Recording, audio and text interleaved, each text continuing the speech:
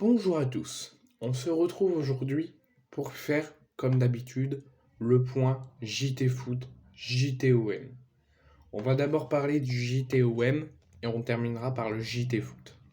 Avec deux informations, une que j'ai déjà oubliée, et une deuxième que je vais pas vous en parler là pendant la vidéo, je vous en ferai sans doute une vidéo. Non, le premier c'était la sonorisation des arbitres. Je vous en ferai une vidéo pour plus vous expliquer en détail. Mais la sonorisation des arbitres, ça ne se fera pas maintenant. Si ça doit se faire, ça se fera, mais ça se fera pas maintenant.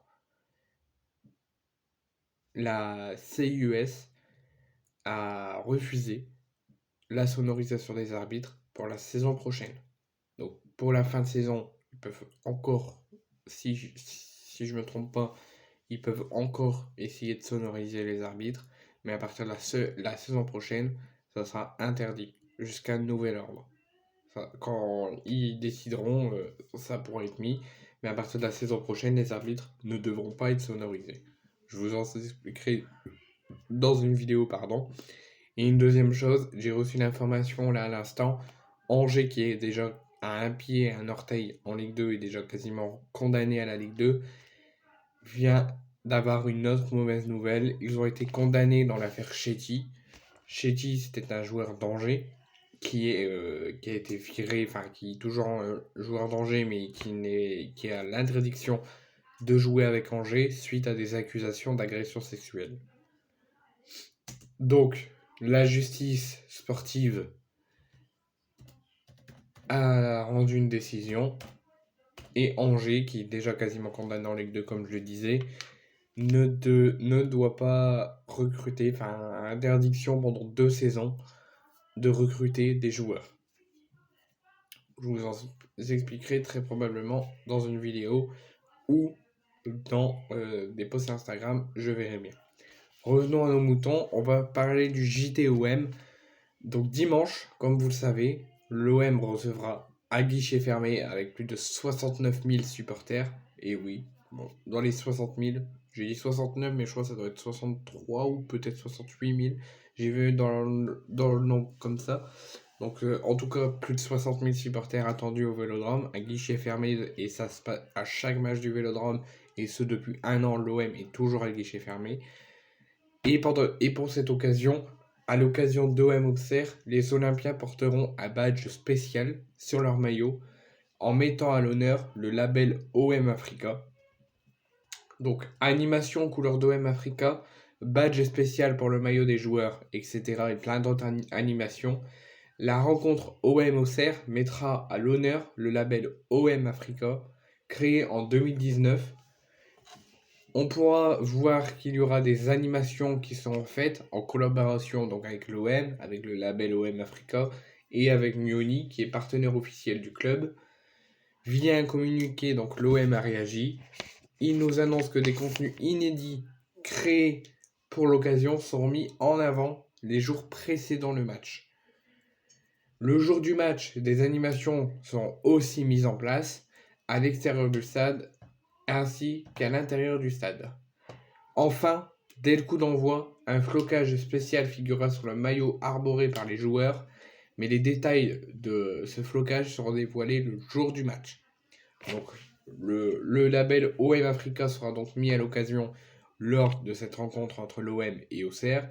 L'OM portera un badge spécial label OM Africa et aura aussi, on verra seulement le jour du match, quand ils seront prêts, au moment du coup d'envoi, ils auront aussi un flocage spécial OM Africa.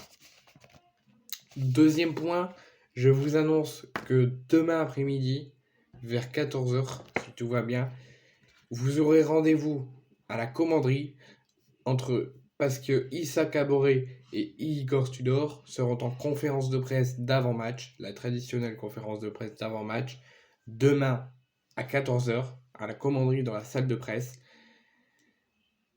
pour répondre aux questions des journalistes de différents journaux sportifs comme d'habitude et préparer au mieux la rencontre contre Auxerre dimanche.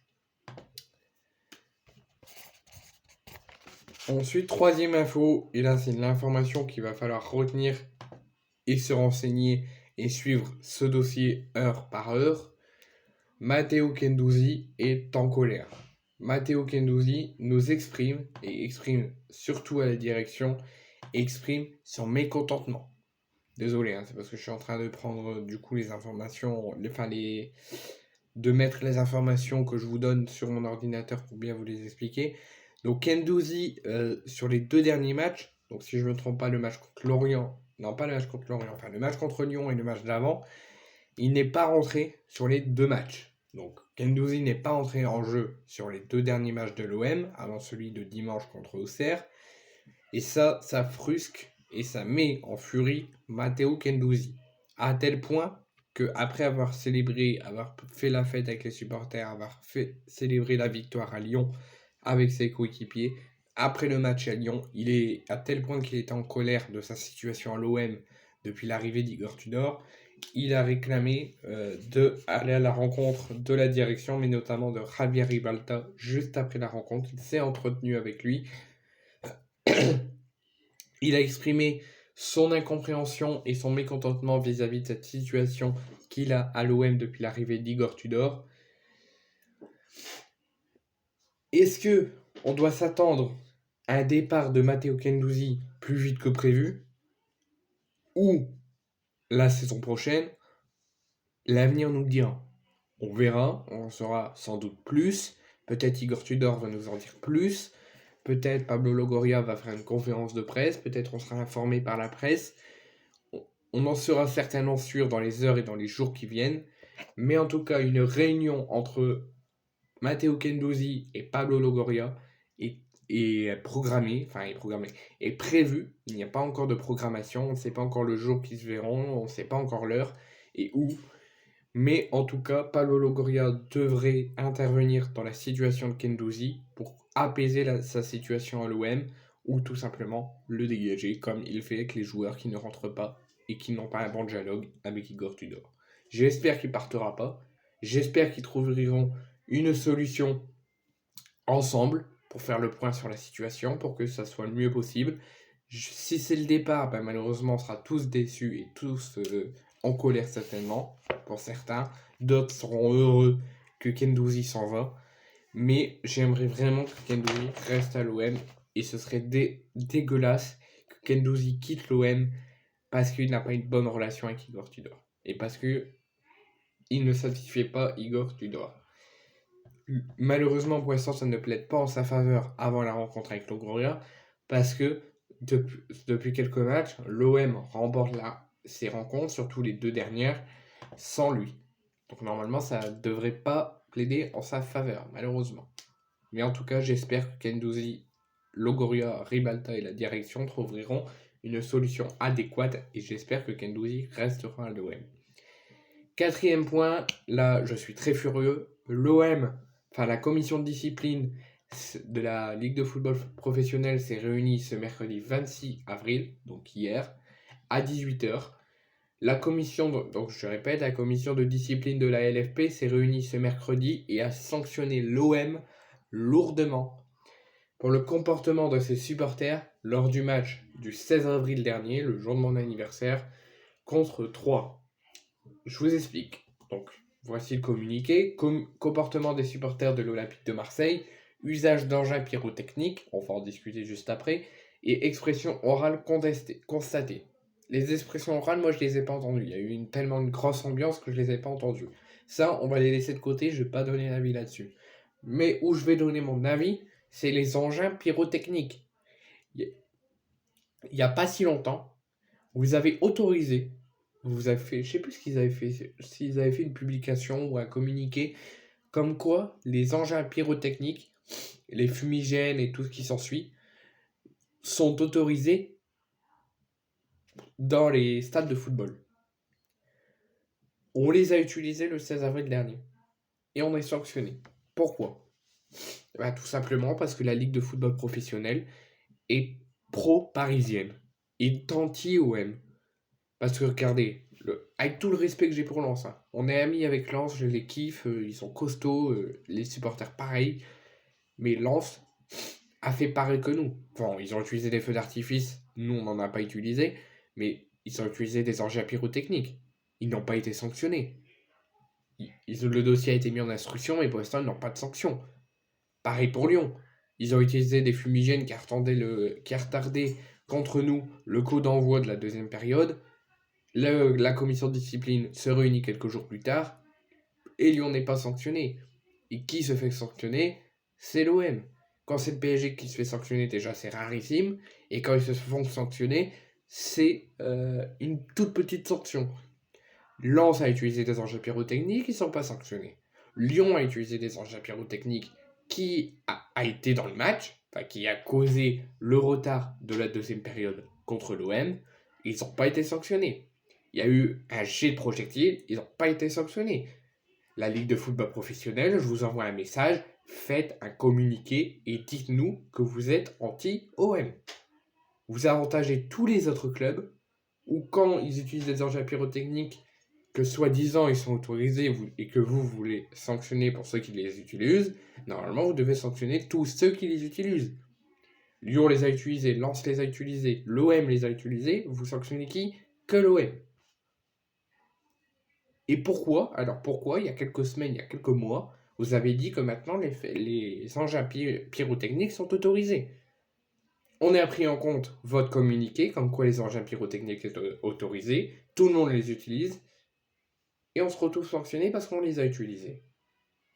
Bah alors arrêtez de faire des communiqués et dire qu'ils sont autorisés si quelques jours plus tard on les utilise et on est sanctionné.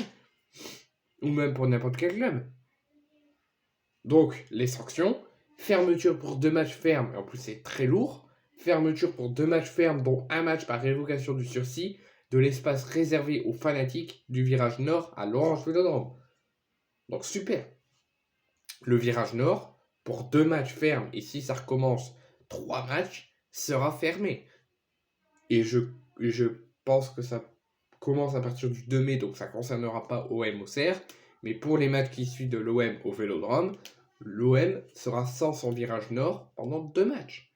Et si ça recommence, ça sera 3. On aura un match de plus. Donc en gros, on n'aura pas notre virage sud pendant 3 matchs. Bravo!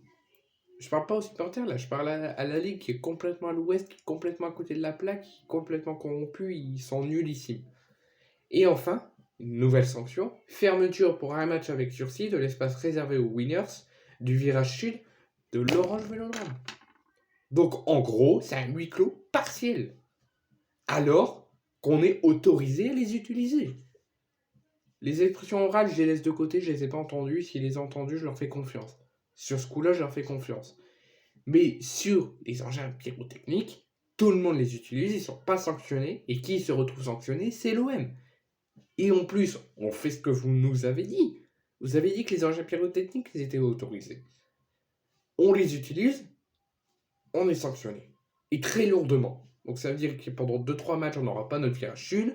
Et si la révocation du sursis du virage nord sort, non, pendant 2 ou 3 matchs, on n'aura pas notre virage nord. Et si le match par révocation du sursis du virage nord saute, il y a celui aussi du virage sud qui saute. Donc ça se peut qu'à un moment donné, d'ici la fin de la saison, on se retrouve sans les 2 virages. Bravo. Moi je veux plus. J'en parle plus. On subit une injustice, c'est incroyable. Et moi je comprends pas que les personnes fans de foot, les supporters de l'OM ne réagissent pas. Moi je comprends pas. On va mettre fin à cette mascarade, on va parler du JT foot. Donc première info, Marc Reus a prolongé aujourd'hui, cet après-midi, avec le Bayern Munich jusqu'en 2024. Donc, il est tout proche de finir sa carrière au Borussia Dortmund. Deuxième information, la Première Ligue et Canal+ ont battu un nouveau record qu'ils n'ont pas battu depuis 2010. Le record, c'est que hier, lors de Manchester City Arsenal, 804 000 spectateurs, 804 000 téléspectateurs ont regardé Manchester City Arsenal sur Canal+, sur les antennes de Canal, hier soir avec un pic de 1,1 million de téléspectateurs. Troisième info, et là c'est l'info surprenante, le Real Madrid et le Barça ont tous les deux perdu le week-end dernier. Le Real Madrid, eux, ont perdu samedi, si je ne me trompe pas, contre Gérone, avec un grand Castellanos. Défaite 4-2, donc là c'est la surprise et quasiment le titre en Ligue à oublier. Deuxième info, le Barça pouvait prendre un large avantage, ils ont déjà 11 points d'avance, ils pouvaient en prendre 14 je crois, ou 13. Et ils ont aussi perdu, en déplacement à Vallecano, 2-1. Donc la Liga est en train de prendre une nouvelle tournure. Même si je pense que le Barça et le Real termineront quand même dans les deux premiers. Troisième info, je tiens un grand bravo à Sheffield United, qui était en Championship cette saison et qui a réussi, grâce à leur victoire ce week-end, je ne sais plus contre qui, à accéder la saison prochaine, à valider leur accession en Première Ligue pour la saison prochaine. Et il y aura aussi Burnley, le club de Vincent Kompany, l'ancien défenseur de Manchester City, qui sera aussi et qui a validé aussi, grâce à leur victoire ce week-end, leur accession en Première Ligue. Donc Burnley et Sheffield, vous les retrouverez la saison prochaine en Première Ligue. Je leur dis bravo à eux et je dis aussi bravo à Vincent Kompany, qui fait un excellent travail à Burnley. Et dernière info, Manchester City s'est imposé 4-1 hier contre Arsenal. Le titre n'est pas encore joué, mais franchement, si City ne gagne pas le titre cette saison, ça sera une énorme surprise. Parce que j'ai vu le match d'hier contre Arsenal, j'étais sous le cul. Désolé d'employer des mots comme ça, mais j'étais stupéfait. Manchester City est costaud, ils ont une armada de malades. Bon, Haaland y a été muet tout le match et marqué qu'à la dernière seconde. Et un match sans City, on se dirigeait vers un match de City sans but d'Haaland, il a marqué à la dernière seconde. Donc Haaland, bon, il a été muet, mais après il a été costaud. City, ils ont une équipe de malades. Franchement, j'ai été sublimé hier. J'ai vu un gros match. Vous me direz en commentaire ce que vous avez pensé de la victoire de City 4-1 contre Arsenal, mais franchement, j'ai été stupéfait. Je dis bravo à Haaland aussi, qui devient le meilleur buteur de l'histoire de la PL avec 33 buts. Mais City n'a. Arsenal reste premier avec 2 points de retard sur City. City a aussi 2 points de retard sur Arsenal, avec tous les deux 2 matchs de retard. Donc la première et deuxième place, ça va être chaud jusqu'à la dernière seconde de cette PL.